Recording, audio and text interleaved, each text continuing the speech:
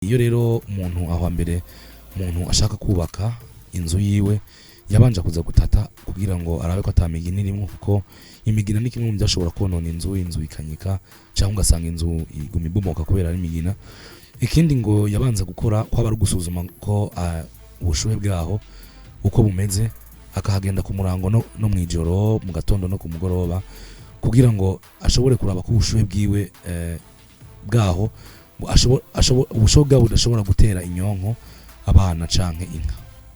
Iyo hageze rero kubaka, igikorwa ca mbere caba ari guhumbira rero ko aba ari kurondera imiganda y'inzu mu ishamba, imbariro z'imitente n'igisenge canke imihotora n'ubwatsi bizokora ivyo. Rero iyo tuvuze ihumbi ni kiringo umuntu aba ari kwararondera ibikoresho nyamukuru vyankenerwa bizokoresha mu nyubako yiwe.